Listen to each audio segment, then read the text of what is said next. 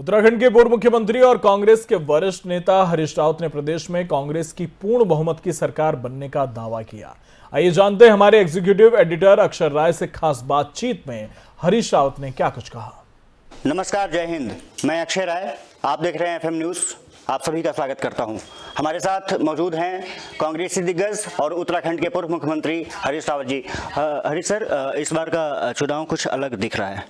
देवभूमि में धार्मिक बातें कभी होती नहीं थी इस तरह की, जिस तरह से कोशिश एक बार की जा रही है। लगता है कि चुनाव कुछ अलग तरीके से जा रहा है। नहीं, चुनाव सही दिशा की ओर है। जनता बेसिक मुद्दों पर ही वोट करने जा रही है। ये चुनाव के अंदर, ये चुनाव देश को रास्ता दिखाएगा। लोग पेट के सवाल पर बात कर रहे हैं, रोजी रोजगार के सवाल पर बात कर रहे हैं, विकास के सवाल पर बात कर रहे हैं, गवर्नेंस के सवाल पर बात कर रहे हैं, स्टेट ऑफ इकोनॉमी पर बात कर रहे हैं। तो ये ऐसे गंभीर सवाल है जो चुनाव का मुद्दा होना चाहिए। कुछ समय से जो नैरेटिव बदल दिया गया है चुनाव का, लोगों ने इमोशनल इश्यूज पर, ऐसे इश्यूज पर जो जिनका हमारे रोज़मर्रा के जीवन से वास्ता नहीं है, लेकिन वो हमारी भावनाओं को कहीं न कहीं छूते हैं, तो वो मुद्दे गवर्न करने लगे थे। वो मुद्दे छा जा रहे थे। अब वो मुद्दे इस बार यहाँ के चुनाव में वो मुद्दे छा नहीं रहे। कोशिश हो रही है, मगर लोग कह रहे नहीं, तुम जो है तुम्हारे पिच पे नहीं खेलेंगे, तुमको इस पिच में आना पड़ेगा जिसमें महंगाई, बेरोजगारी आदि सवाल हो। आप लोग उसको कोशिश कर रहे हैं कि उस बीच पर न जाएं, विकास के मुद्दे पर बात करें। यकीनन भाजपा का विकास से कोई वास्ता रहा नहीं है, और इस विकास के मुद्दे पर किसी भी सवाल का जवाब देना भाजपा के लिए कठिन है। 60 पार का नारा बीजेपी दे रही है उत्तराखंड में। आप अपना प्रोस्पेक्ट क्या देखते हैं? देखिए, हम तो बहुत सीधी बात जानते हैं, मतदाता मालिक है। जिस तरीके से हम भगवान के मंदिर पर जाके ये तो कहते नहीं कि भगवान हमारा खर्चा है 1,15,700 रुपया आ रहा है, उतना दे दो। हम तो कहते हैं भगवान मेरी लाज रख, मुझे कुछ मदद कर, किसी वो करे। भगवान से हम कृपा मांगते हैं। तो लोकतंत्र में हम तो जनता से कृपा मांग रहे हैं कि हमको इतने सम संख्या दे दो कि हम एक स्थिर मजबूत सरकार दे सकें 5 साल चलने वाली, और भाजपा से जो उनके सेंट्रल लीडरशिप है उसको उसके दबोचने से बचे रहें, और ताकि 5 साल जनता की निष्ठापूर्वक सेवा कर सकें।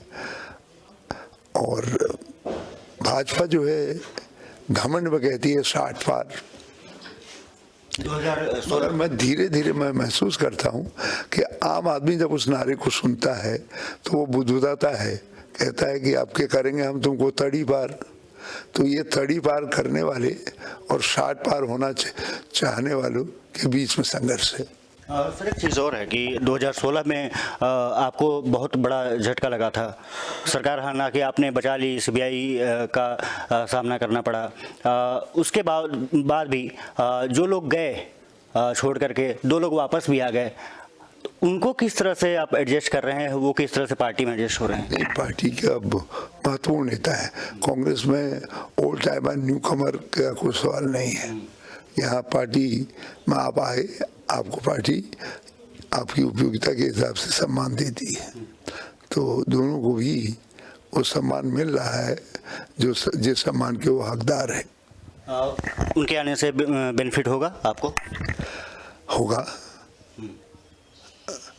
क्योंकि पार्टी के मजबूत नेता सामाजिक कार्यकर्ता तो ही हैं।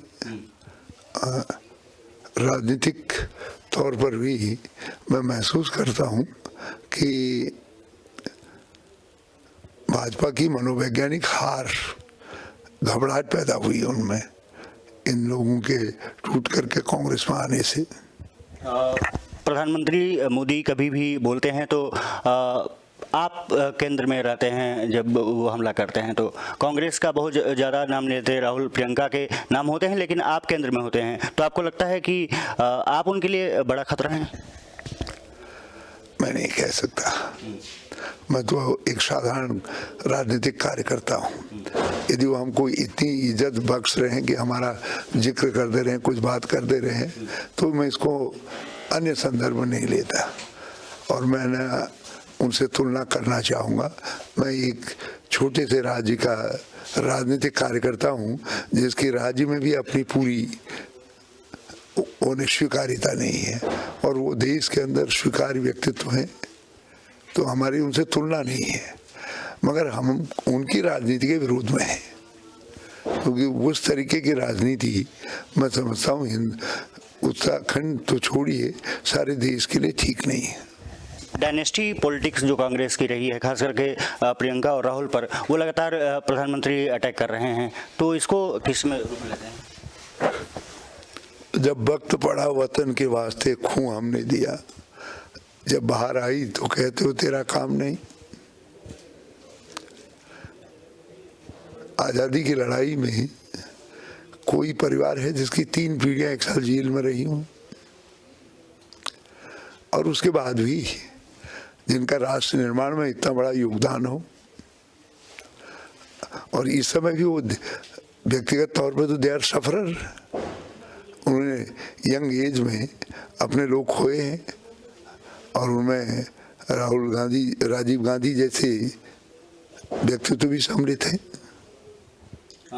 प्रियंका गांधी दौरे पर आ रही हैं, राहुल जी दौरे पर रहे हैं, उसको लेकर के भी हमला बोला है कि कांग्रेस के पास और नेता नहीं है, यही सिर्फ दोनों लोग बचे हुए हैं जो कि उत्तराखंड पहुंच रहे हैं। हमारे पास नेतागण हैं और लोग भी आए हैं।